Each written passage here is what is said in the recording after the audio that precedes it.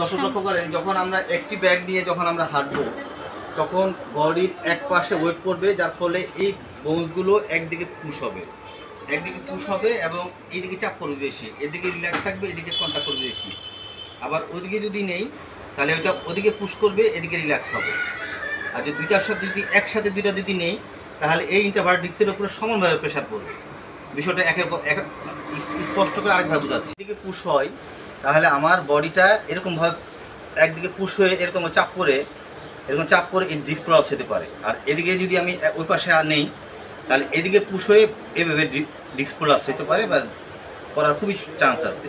কিন্তু আমি যদি দুই হাতে নেই তাহলে ডিস্কের উপরে এভাবে প্রেশার পড়বে, যার ফলে ডিস্ক প্রলাপস হওয়ার সম্ভাবনা খুবই কম থাকবে।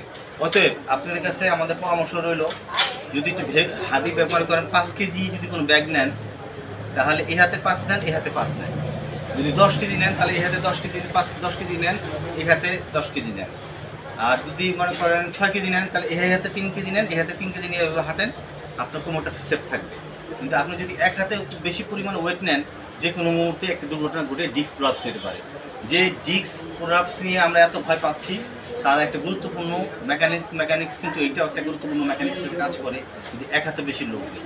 অর্থাৎ যারা একটু লোডিং কাজ করেন বা সবসময় যেমন বাজারঘাট করেন, আমি কিন্তু এটা যারা হেভি ওয়ার্ক করে তাদের কথা বোঝা যাচ্ছি না। আপনারা যারা অফিসে ওয়ার্ক করেন অনেক সময় তারা বাসা ফেরার সময় অনেক ওজন নেন, ওদিকে তরকারি নেন, এদিকে ডাল নেন, ওদিকে চাল নেন, এদিকে পেঁয়াজ নেন, এদিকে আলু নেন।